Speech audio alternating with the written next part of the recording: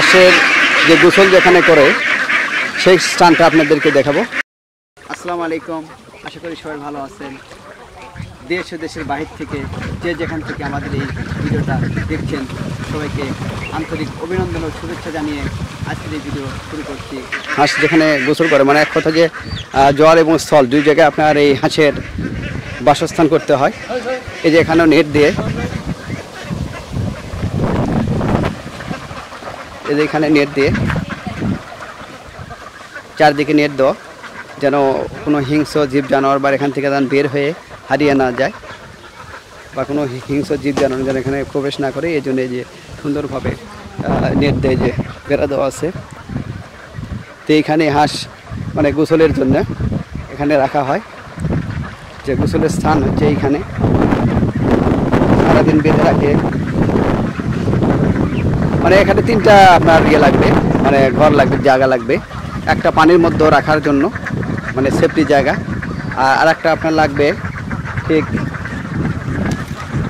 রাত্রিতে যেখানে রাখবেন, কারণ রাত্রিবেলা মানে বিভিন্ন রকমের হিংস্র জানোয়ারের আক্রমণটা বেশি হয়। এই জন্য সেখানেও যেন নিরাপদ বাসস্থান হয়, এদিকেও দেখতে হবে। কারণ আপনি যখন হাঁস বাণিজ্যিকভাবে হাঁসের খামার করবেন, সেই সময় আপনাকে অবশ্যই তিনটা বাসস্থান আপনাকে নির্বাচন করতে হবে। এক, পুকুর যেখানে গোসল করবে সেখানে নিরাপদ যেন থাকে, আর একটা যেখানে সারাদিন থাকবে বাহিরে, যেন আলো বাতাস সুন্দরভাবে প্রবেশ করে এরকম একটি জায়গায়, এবং রাত্রিবেলা যেখানে থাকবে সেই জায়গাটা যেন নিরাপদ এবং সুন্দর হয়, যেখানে আলো বাতাস প্রবেশ করবে এরকম জায়গা আপনাকে নির্বাচন করতে হবে। যদি আপনি হাঁসের খামার করেন, অবশ্যই এই তিনটা স্থান আপনি অবশ্যই নির্বাচন করে তারপরে হাঁসের খামার করবেন। এরপরে আপনার ভ্যাকসিন যেগুলো আছে, ঔষধ, এগুলো আপনি খাওয়াতে হবে, এবং খাবার, পরিচর্যা, বাসস্থান, এই কয়েকটাকে মিলেই একজন খামারি তার খামারটাকে শেষ পর্যন্ত এবং সফলতা আনতে পারে।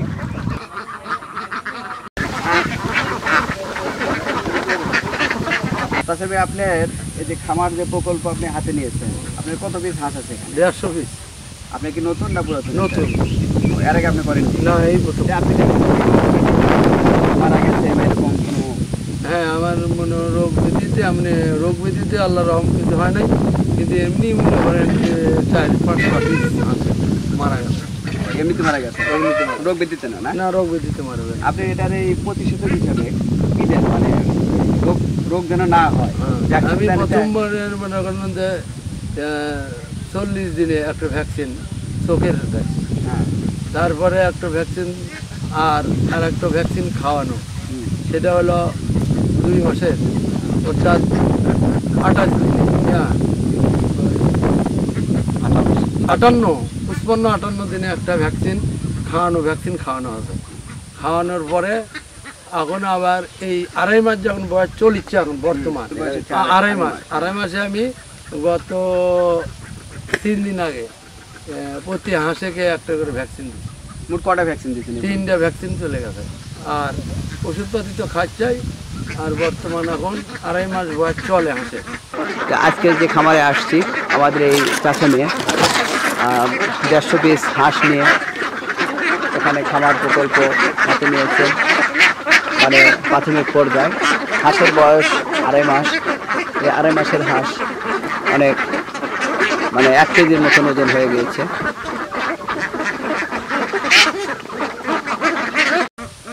ওজন কতটুকু আপনার? ওজন প্রায় 1 কেজি এরকম, কতগুলো 1 কেজি, কতগুলো 1 কেজির কম। তাতে কি আপনি লাভ বুঝেছেন নাকি লস? এখন লাভ লস হলো, এটা হলো এখন যখন আমি হাঁস মনে করো যে সাপ্লাই দেবো তখন বাজার অনুসারে। তবে এখন দেখা যাচ্ছে আমার এই খামারে আমার এ যাবৎ 22,000 টাকা খরচ হয়ে গেছে 150 হাঁসের পুরে, মানে খাবার দিয়া, ওষুধপাতি দিয়া, কেনা দিয়া 22,000 টাকার মতন দিয়ে আমার বাচ্চার দাম সহ 22,000 টাকার মতো খরচ গেছে। এখনো 1 মাস আছে, অর্থাৎ আমি শ্রাবণের দিকে যায় আমি হাঁস বিক্রি করবো।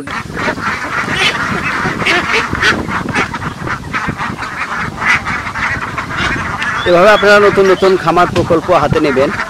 আর হাঁসের যে রোগ, 2টা রোগ হয়ে থাকে, রানীক্ষেত এবং কলেরা। তো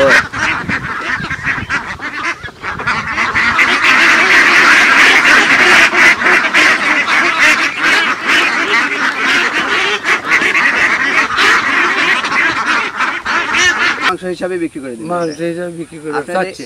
আপনি এই খাবারটা যে খাওয়ান শুধু ফিট খাওয়ান নাকি প্রাকৃতিক? না, ফিট প্রথম যখন বাচ্চা সংগ্রহ করি তখন থেকে 1.5 মাস একভাবে ফিট খাওয়ানো হবে, অন্য খাবার না। তারপরে আসলে হলো গম খাওয়াছি, ধান খাওয়াছি। খাওয়ানোর পরে এখন আর কোনো ধান, গম বা ফিট এগুলো কিচ্ছু খাওয়াচ্ছি না। এখন বর্তমান মাঠে যে খাবার এগুলো খাচ্ছে, এই পর্যন্ত এগুলি খাচ্ছে। এখন এরপরে এখন তো ওজন বাড়ছে না কমিচ্ছে? মোটামুটি ওজন 1 কেজির কাছাকাছি। 1 কেজি কতগুলো, একটু 1 কেজি 500 গ্রাম 800 গ্রাম করে।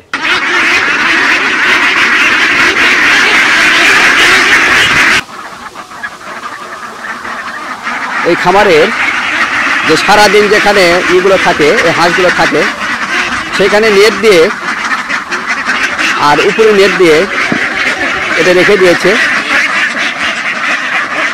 মানে সারাটা দিন এখানে থাকে, আর রাত্রিবেলা এসে বাড়ির মধ্যে মানে ঘর করা আছে সেখানে থাকে। আর খাবার হিসাবে এই মুহূর্তে প্রাকৃতিক খাবারগুলা খাওয়াচ্ছেন। আর মাঝে মধ্যে যে ধান আছে, যে আপনার কম দামি ধান। এই খামারটা কি আপনার বড় বা মানে বৃহত্তম আকারে করার কি আপনার চিন্তা ভাবনা আছে? চিন্তা ভাবনা আছে। যেমন 150 হাঁস আমি পালছি প্রথম, মানে এটা আমার প্রথম শুরুতে, মানে এরপরে আমি ডবল করার চিন্তা ভাবনা আছে। কিন্তু বড় প্রকল্প করতে গেলে অর্থের দরকার আছে। সেই অর্থের যদি সরকারি কোনো সংস্থা, সরকারি যদি সহযোগিতা থাকতো হয়, তাহলে আমি ধরো আর অন্য কিছু না করে এই হাঁসের খামার বা মুগরির খামার এইরকম করে আমার মানে প্ল্যান আছে যে বড় কিছু করা। এখন এটাই হলো মনের আশা। এখন সরকারি যদি সেরকম কিছু সহযোগিতা পাই, তাহলে আরো একটু বেশি করা চিন্তা এইরকম আমার মানে পরিকল্পনা।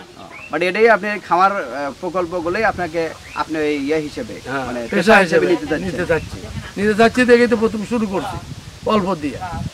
যদি এটার থেকে যদি আল্লাহ আমার যদি ইয়ে করে, তাহলে আমি তো অবশ্যই বড়োর দিকে যাবো।